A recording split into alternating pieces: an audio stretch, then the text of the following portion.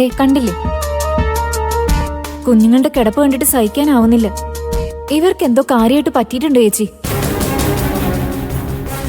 ഇനിയിപ്പോ അമ്മയുടെ അടുത്തുനിന്ന് മാറി നിൽക്കുന്നതിന്റെ സങ്കടമായിരിക്കുമോ? അതൊന്നും അല്ല. അങ്ങനെയാണെങ്കിൽ വിശന്ന് കറിയെങ്കിലും ചെയ്യില്ലേ? എത്രയും പെട്ടെന്ന് ആശുപത്രിയിൽ കൊണ്ടുവന്നാ നല്ലതെന്നാ എനിക്ക് തോന്നുന്നേ.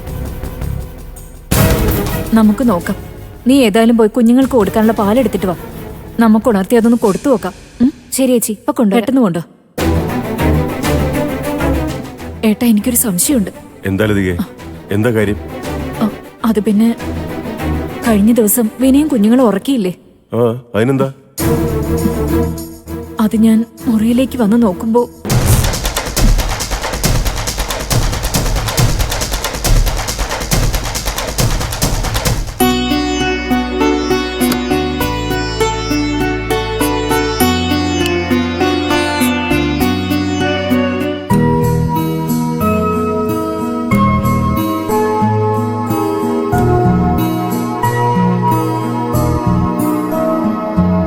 പാവം മക്കള്. അച്ഛന്റെ നെഞ്ചിലെ ചൂട് കിട്ടിയപ്പോ എല്ലാ വഴക്കും മറന്ന് സുഖമായിട്ട് ഉറങ്ങി. ഇവർക്ക് ഇപ്പോഴല്ലേ ഈ ഭാഗ്യം കിട്ടിയത്.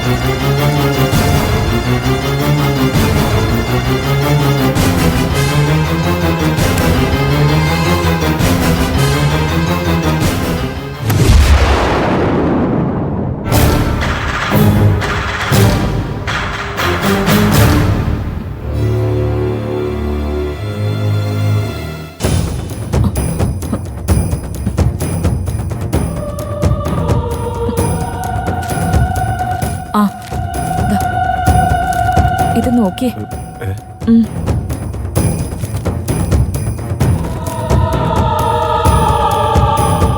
ഇത് വിനയന്റെ മുറിയിലിരിക്കുന്ന പഴയ ഡയറിയിലെ പേപ്പറാണ്.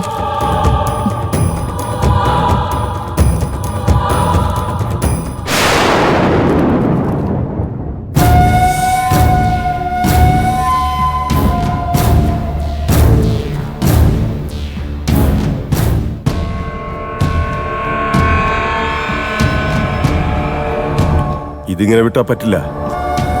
അവനോട് ചോദിച്ചേ പറ്റൂ. അയ്യോ ഏട്ടാ, വഴക്കൊന്നും ഉണ്ടാക്കണ്ടേ ഏട്ടാ. നീ പേടിക്കണ്ട. ഇത് ചോദിക്കാതിരുന്നാ അത് ശരിയാവില്ല. ഇത്രയ്ക്ക് മനസ്സലിവില്ലാത്തവനവനെന്ന് ഞാൻ കരുതിയില്ല. ചേച്ചി, പാല് തണുപ്പിക്കാൻ വെച്ചിട്ടുണ്ട്. കുറച്ച് കഴിഞ്ഞിട്ട് കൊടുക്കാം.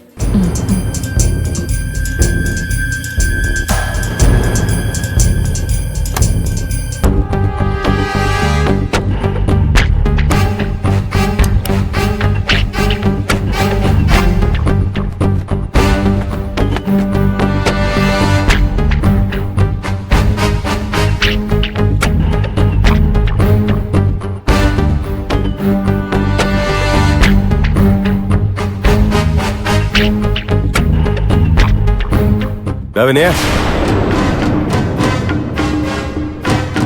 നീ എന്താ ഈ വേഷത്തില്? എന്തിനാ നീ ഡ്രസ് മാറിയത്? ഇത് വിശ്രമിക്കാനുള്ള സമയമല്ല.